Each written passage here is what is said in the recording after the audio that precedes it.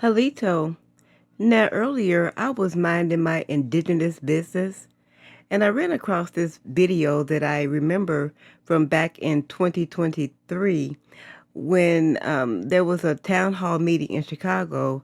The residents were upset because Chicago had just passed a funding bill for immigrants for $51 million. Well, during this meeting, there was a Mexican guy there who had just arrived in America, by the way, and he was talking mad stuff to her, telling her things like, there's no more money for you and you're lazy. And so I just want you all to check out this video. Again, it's an archive video from May the 31st, 2023. And I want you to see this prime example of black and brown unity. You want it. No more money for you. Bye bye, bye bye, bye bye. Go back,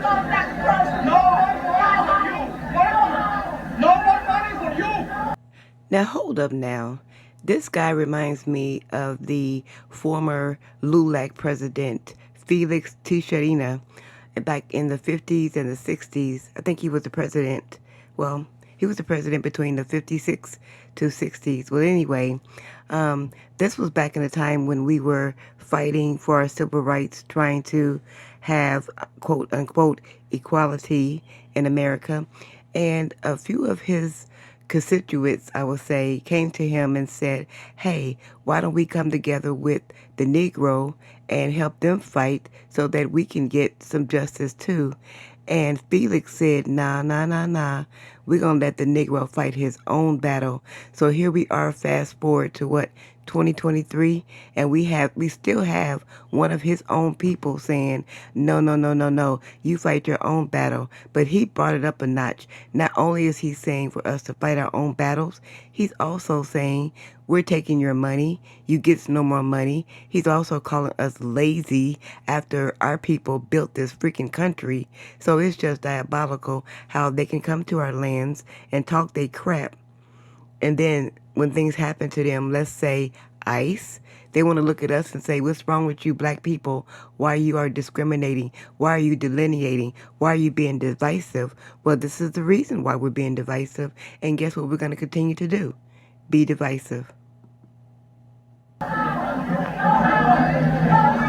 lazy, you're lazy. You're lazy. No more money for you. Take the ass. It's the audacity for me to call us lazy. To call us lazy.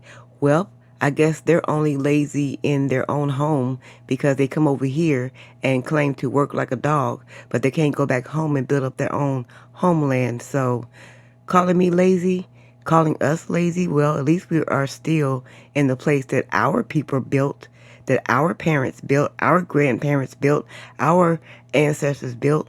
So what is your excuse?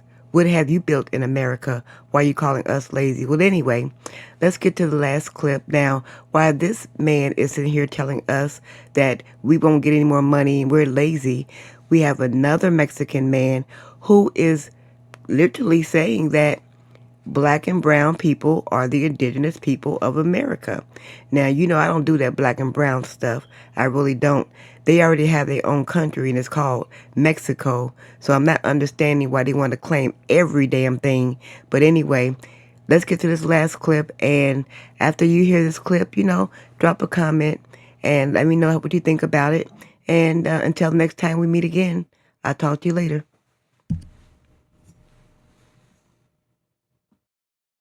Most of the so-called Africans or African American people are actually indigenous to this land. You know, they were already here. Columbus didn't find nothing new. There were already people here, you know, and he was in search while he was studying prophecy and scripture, trying to find a holy people that were promised the land that was located to the west, which was essentially us. We're melanated people. Some contain a little bit more melanin than others, you know, but we're still indigenous to this land. This land is ours, you know. So all this reparations and stuff that they want to give, you know, 40 acres and a mule or whatever, that's blasphemy against our people, black and brown. We need our land back, point blank. There's no amount of money that can substantiate the amount of killing and bloodshed that's been done on our people. Okay, so I collect historical articles, and there's one that I have that I think would be a good fit for what we're talking about here in this video. Now, in this article I have is from 1993.